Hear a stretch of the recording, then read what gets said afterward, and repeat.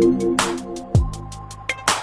know, I'm just gonna warn you now. This video is going to be a little unhinged, okay? Look, I am not in the greatest mood in the world right now, okay? But, you know, after the great reception of my WAP vid, whoa, hold on, pause. That sounded crazy. After the great reception of my Lil WAP, the rapper video, I randomly said, you know, I would do a 1017 video, and that's coming soon. But doing that WAP video, pause, it made me really think about how much I love music. You know, I'm in a bad mood, and guess what helps me get through it? Music, okay? It's music. It's music. Okay, I love music. And oh my God, I'm losing my mind. I'm literally going to lose my mind. What's going on? All right, Mr. Doctor, what should I call the fake therapist? You know, it doesn't even matter. You don't need a name. Okay, well, what's going on? All right, you know, I'm just gonna talk to you like how I talk to my supporters, okay? Lately, I've been trying to find new music to listen to because I sat back and realized how often I listen to old music. Now, when I say, you know, old, I mean like music I discovered in like 2014 and 2015, which I know this is gonna be strange to say out loud, but that was like 11 and 10 years ago. I mean, that is just wild to say. But either way, however you look at it, the music I was discovering all the way back then was music with like so much replay value that I go back to and, you know, I listen to. All these years later, I still listen to it just to hear good music. But the main point is, it's not that I'm tired of said music from all the way back then. I just like to have that feeling attached to newer music, right? Because some people may hear that and be like, oh no, you're just blinded by nostalgia. No, I'm not. Still to this day, I think that Concept Vague is one of the greatest rap albums of all time. Argue with the fucking wall. Because I speak into a microphone for a living, a lot of things I say are gonna be hot takes, and things I say can age poorly. That's just what comes with it. And I know a lot of you are gonna think I'm wrong. You know, that's fine. You know, it's your opinion. And honestly, I didn't ask. Now, it's nothing wrong with some of the new music that's been coming out today. I mean, not everything is terrible on SoundCloud. Like, you know, my boy Kinketsu, he's crazy. Y'all should listen to him. Even some of the people that I basically grew up on are still dropping heat, like Uno the Activist, Zodiac, shout out Zodiac, Bones, Icy Twat. But while they're still making good music, there was an era attached to said music, especially that went up on SoundCloud. You know, I've seen pretty good videos on the Soundcloud era and how this era basically created some of the biggest artists even today, but I kind of just want to give my perspective because, I don't know, like I said, I'm in a bad mood and I just want to talk about something I actually like today instead of, you know, hating or whatever. Even though, you know, this video's unhinged. I'm probably going to hate on something at some point, okay? But unlike these other people's videos, I'm kind of old. So I remember way more than just X, Uzi, Trippie Redd, Juice WRLD. I'm going to take it, you know, a little further. But hold on. I'll give you a great example. This might be more for the older viewers, right? So, you know, I'm sorry. You know, I'm going to ask you a question. And if you can relate to it or remember, you know, comment your experience. But do you recall where you were the first time you heard, you know, Lucky or Xavier Wolf or old Cardi? Like, you know, not Cash Cardi, even before that, like with the whole Young Misfit shit. Like that kind of era where they were all basically, you know, going up at the same time. You know, fair warning, I may make some references in this video that I know for a fact quite a few of you will have no idea what I'm talking about. I know this video might do bad too. I really don't care, okay? I'm making this for myself, not for y'all. So I apologize in advance. We're quite a long way from that era, and let me clarify before we even get into this topic that I don't too much mind the new era of the underground, you know, except for the whole pipeline of how these niggas go up nowadays, you know, especially with Non-Vicious, okay? It's the whole, you know, pay for Twitter promo, get allegations, streams go up, and now, you know, people will forget about the allegations or they just won't care because they're gonna focus on the music anyway, you know? And boom, you know? Now, do I think SoundCloud is one of the worst music platforms of all time, even though it's the main one I use?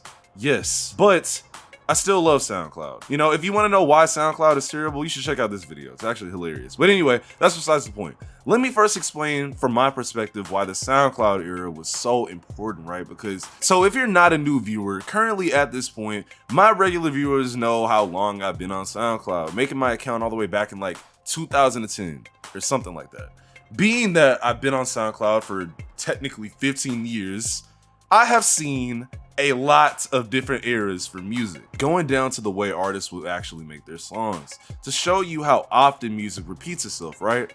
There was a huge resurgence in slowing down songs back in the early 2010s. Music was at this weird point where everyone was making club bangers in the mainstream, and some people were just kind of tired of that, so they thought, how about we just make slower songs?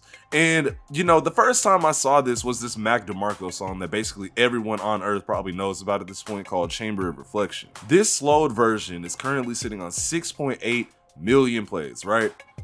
You know, uploading that now, you would come nowhere near that, especially with such a mainstream song. But the whole slowing down songs thing is a bit too general, so let me get more specific about the actual SoundCloud era, right? Okay, you know, and to even do that, I would really have to decide what year it started and ended from my general perspective. So for me personally, because I'm a bit older, I would say the real SoundCloud era started in 2013 and ended in like 2018. Again, before we even get into it, let me specify, people still use SoundCloud very heavily. New artists that become mainstream, especially nowadays with the DIY movement being as popular as it is, usually it starts on SoundCloud. But let's go back to 2013. This era of SoundCloud was very avant-garde with artists like Bones, who were much more influential than you may realize, even in current day rap. Give you a moderate example. You know how most people think that the whole CRT and Sony Handycam use in music videos was started by AWGE? Fuck no, that started with Bones. And I don't even think it started with Bones, but I really don't know how to trace it back that far. You know, here we have a music video uploaded on February 9th, 2013 that was clearly shot with some form of a handycam, while the AWGE video, you know, the DVD Volume 1, which heavily tied in with the SoundCloud era, released in 2017. Now, I'm not saying that OG just completely jacked Bones' swag. I'm just saying if we really want to trace it back to where it was, you know, something moderately new and refreshing and interesting, I would pinpoint it with Bones. You know, and it's just like, this was the era where it was supposed to be like fast cars and women and tigers and shit and just high quality. And then you got Bones in a damn alleyway talking about, say that you're hard, but no, I disagree, with like a low ass like quality camera. You know, this was the true SoundCloud era. Now this, again, is just one minor part of the true history of the SoundCloud era. So we're gonna jump around to a few different things because this video is unhinged. A truly early part of this era was Young Lean, who there's already a documentary on already. If you haven't seen it, you may be interested in it and you should probably go watch it. You know, I can't remember if Vice did it, but somewhere on the internet, there's a Young Lean documentary. And Young Lean did a lot for the scene. Things that the people you are listening to right now probably took inspiration from. Seeing as Travis Scott made a song with him all the way back in 2014. You know, here's a quote from Young Lean where he said, "Travis Scott was a big fan. He called me up. He had like 100,000 followers, and maybe at that time I even had more. And now he's like the biggest artist in the world. Yeah, so me and Travis did that song. He fucked with me and, you know, he reached out." If I'm being honest with y'all, it's very hard for me to explain why Young Lean is so influential because, I mean, when I show you this, you may think this is just some silly white kid playing with a green screen, but it's kind of hard to explain that this video in particular is one of those deals where it will become trendy way later to use this type of aesthetic, especially on Tumblr. I don't know if y'all would even remember the Tumblr era, but that may be way before y'all's time. I really don't know my audience's like age demographic. I should probably look that shit up.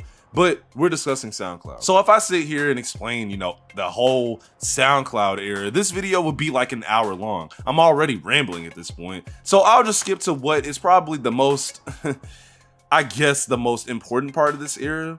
And I personally believe, like, God, I sound old saying this, but I think the gap between the underground and the mainstream becoming, you know, more confusing, that was the important part. Now, this has nothing to do with literal Xan heads like Lil Xan blowing up and becoming a household name either. Like, what I'm talking about is how, like, okay, do y'all remember when Black Cray was in that Miley Cyrus music video for like no reason? Please tell me y'all remember that shit. Or when Drake tweeted out like Denzel Curry's music video for Bow Down in like 2014 and then he quickly deleted it.